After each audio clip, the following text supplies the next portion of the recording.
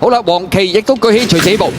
好，你一開閘嘅時候啊，快閘嘅馬呢，中間有呢隻就禪聖輝煌啊，響埋邊，數字天文啊走咗上嚟噶啦。最出嗰隻係安如啊，第4位就安晴啦，後邊嗰3匹馬直線力山，尾位置粉紅眼罩呢，咁啊有競速威龍啊。暫時帶到後嘅馬匹係嗰隻美麗同享嚟㗎。好啦，接近14米嘅段處啊，前面放嘅馬呢就數字天文啦，咁啊中間位置有禪聖輝煌啊，外邊有安晴跟住個第3，咁啊3隻馬拍住咯喎。第4位嘅馬有直線力山啊上咗嚟啊，內欄第5粉紅眼罩有競速威龍啊，安如就褪咗落去尾二先，暫時殿後仍然係嗰匹美麗同享嚟㗎。好啦，接近呢個1000米嘅段處啊，大家個位都已經係定咗㗎啦，埋邊放嘅馬呢就數字天文啦，安晴原來走咗上去第2位啊，後邊嘅馬禪聖輝煌第3，內欄第4競速威龍第5就直線力山啊，安如呢就褪咗去尾二先，暫時殿後仍然係嗰隻美麗同享嚟㗎。好啦，過呢個800米段處啦，數字天文咁啊都喺埋邊呢，就自己嘅順放啦，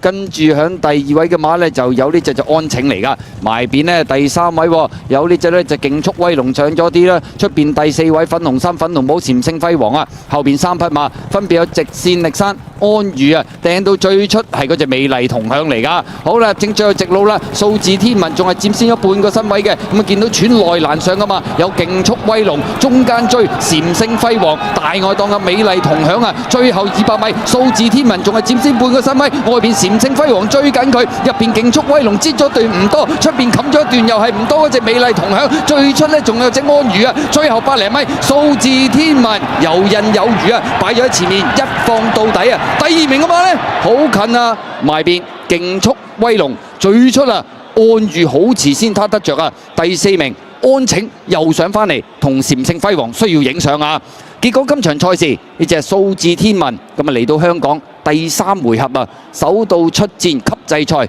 3級賽100週年紀念銀瓶，以拋離對手嘅姿態贏馬。